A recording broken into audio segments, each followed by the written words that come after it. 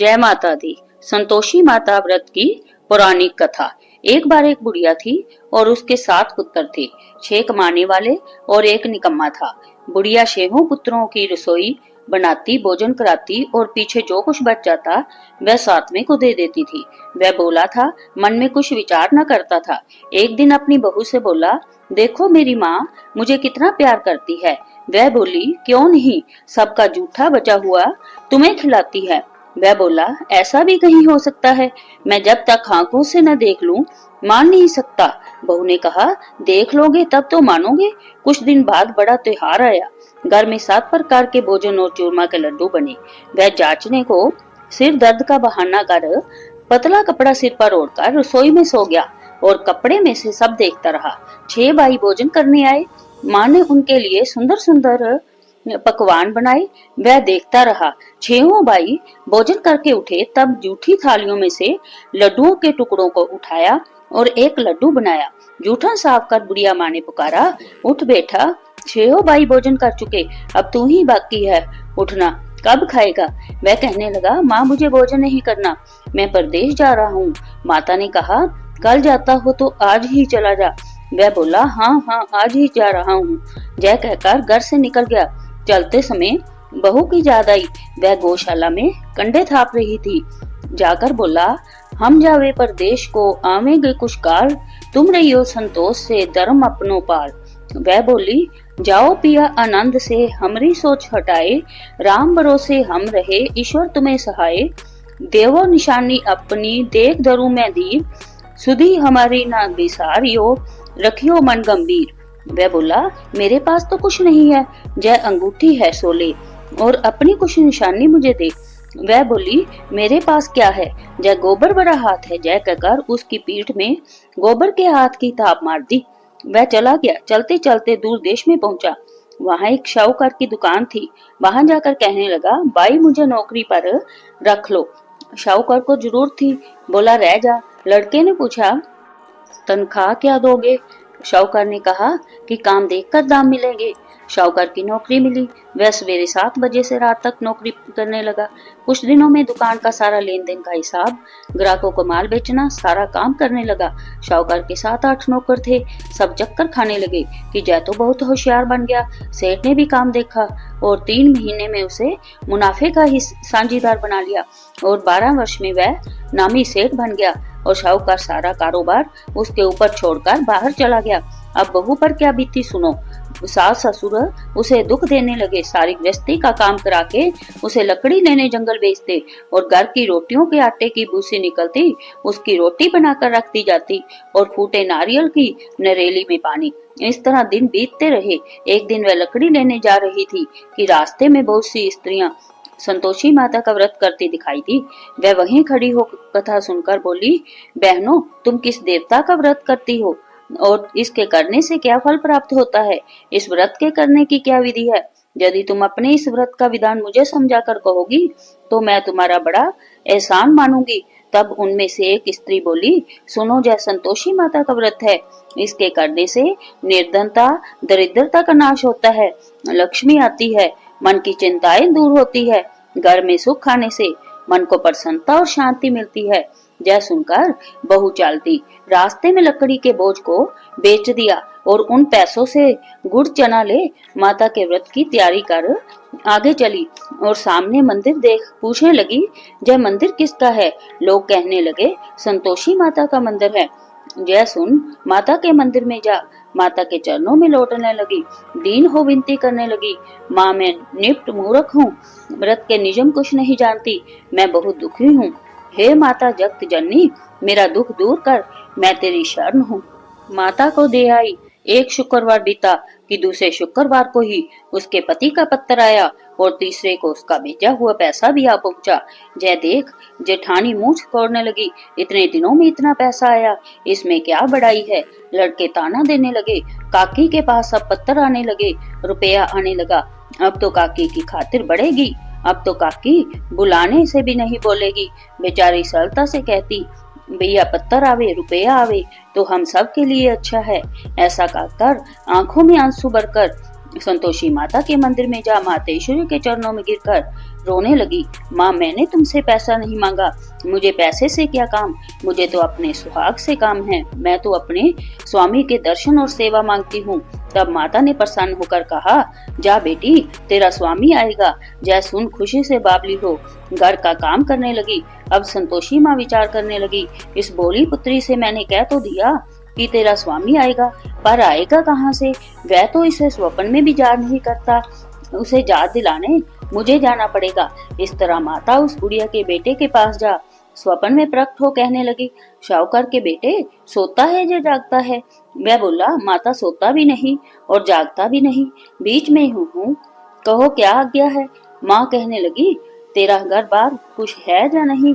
वह बोला, मेरा सब कुछ है, माँ बाप भाई बहन बहू, क्या कमी है? माँ बोली, बोले पुत्र, तेरी स्त्री घोर कष्ट उठा रही है, तेरे माँ बाप उसे बहुत कष्ट दे रहे हैं, वह तेरे लिए तरस रही है, तू उसकी सुध ले। वह बोला, माता जय तो मुझे मालूम है, परंतु जाऊं कैसे? जाने का कोई रास्ता नजर नहीं आता।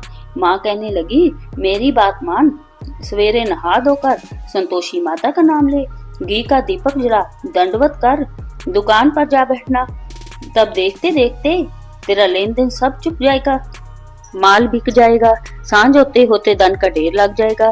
तब सवेरे वह जल्दी उठ नहा धोकर संतोषी माता को दंडवत कर घी का दीपक जला दुकान पर जा बैठा। थोड़ी देर में क्या देखता है कि देने वाले रुपया लाए, लेने वाले हिसाब लेने लगे, कोठे में भरे सामानों के खरीदार नगद दाम में सौदा करने लगे। शाम तक धन का ढेर लग गया।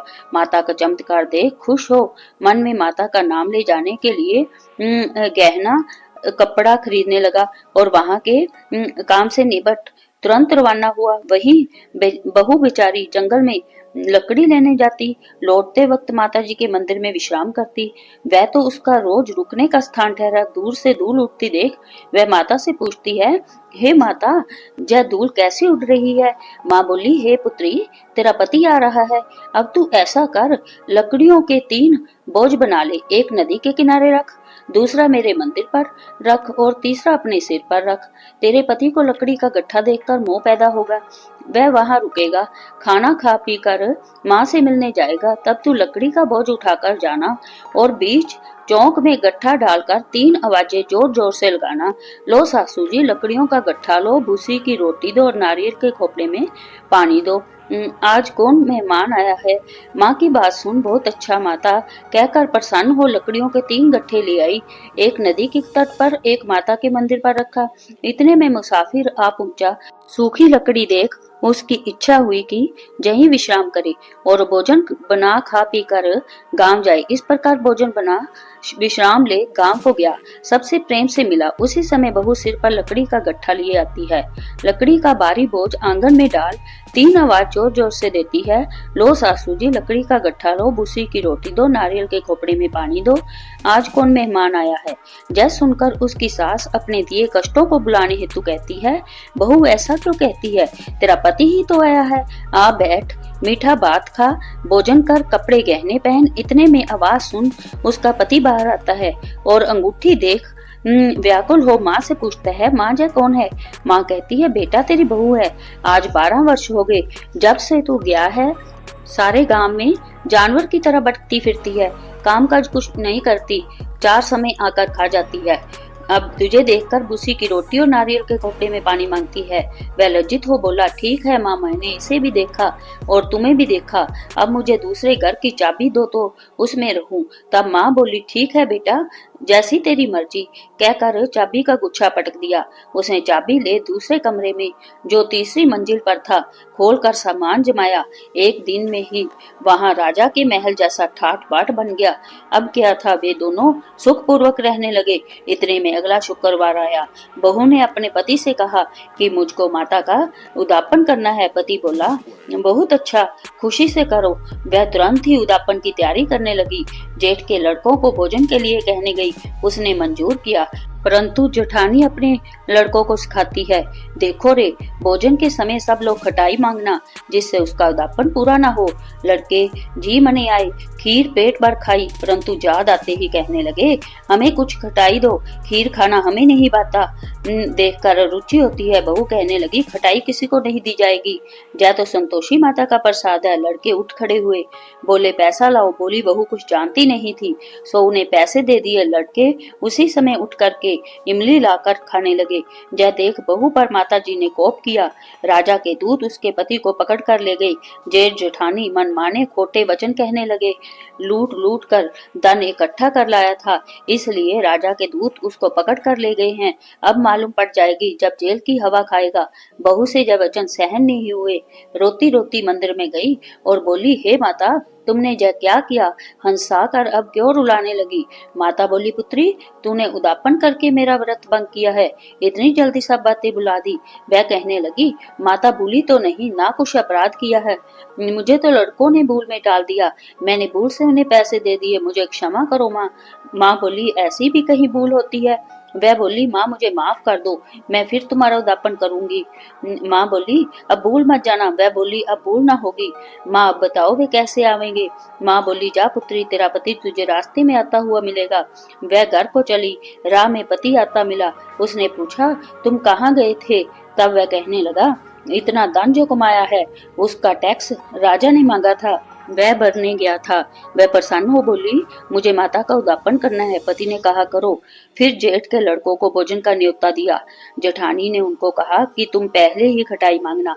लड़के भोजन के पहले ही कहने लगे, हमें खीर खाना नहीं भाता, जी बिगड़ता है, कुछ खटाई खाने को दो। वह बोली, खटाई खाने को नहीं मिलेगी, खाना हो तो खाओ। वह ब्राह्मण के लड़कों को लाकर भोजन कराने लगी। यथाशक्ति दक्षिणा की जगह एक एक फल उन्हें दिया। इससे संतोषी माँ प्रसन्न हुई। माता की कृपा होते ही 9वें मास उसको चंद्रमा के समान सुंदर पुत्र की प्राप्ति हुई। पुत्र को लेकर प्रतिदिन माता जी के मंदिर में जाने लगी। माँ ने सोचा कि जय रोज आती है, आज क्यों ना मैं इसके घर चलूं, इसका आसरा देखूं। तो जय विचार कर माता ने भयानक रूप बनाया। गुड़ और चने से सना मुख, ऊपर सूंड के समान होठ, उस पर मक्खियां भिन-भिन आ रही थी। दहलीज पर पांव रखते ही उसकी सांस चलाई। देखो रे, कोई चुड़ैल चली आ रही है, लड़कों से भगाओ नहीं तो किसी को खा जाएगी। लड़के डर के मारे चिल्लाकर खिड़की बंद करने लगे। बहू रोशनदान से देख रही थी। प्रसन्नता से पागल होकर चिल्लाने लगी, आज मेरी माता मेरे घर आई है। जय कहकर बच्चे को दूध पीने से हटाती है। इतने में सास का क्रोध फूट पड़ा। बोली, रांड, इसे देखकर कैसी उतावली हुई है, जो बच्चे को पटक दिया। इतने में माँ के प्रताप से जहाँ देखो वहीं लड़के ही लड़के नजर आने लगे। वह बोली, माँ जी, जिसका मैं व्रत करती हूँ जय वही संतोषी माता है। इतना कह झट से सारे घर के कवाड़ खोल देती है। सबने माता के चरण पकड़ लिए और विनती कर कहने लगे, हे माता, हम मूर्ख हैं, पापी हैं, अज्ञानी हैं, तुम्हारे व्रत की विधि नहीं जानते, तुम्हारा व्रत भंग कर हमने बड़ा अपराध किया है। हे माता, आप हमारे पाप को क्षमा करो। इस प्रकार माता प्रसन्न हुई। माता ने बहू को जैसा फल दिया वैसा माता सबको देवे। जो इस कहानी को पढ़े या सुने उसके सब मनोरथ पूर्ण हो। बोलो संतोषी माता की जय।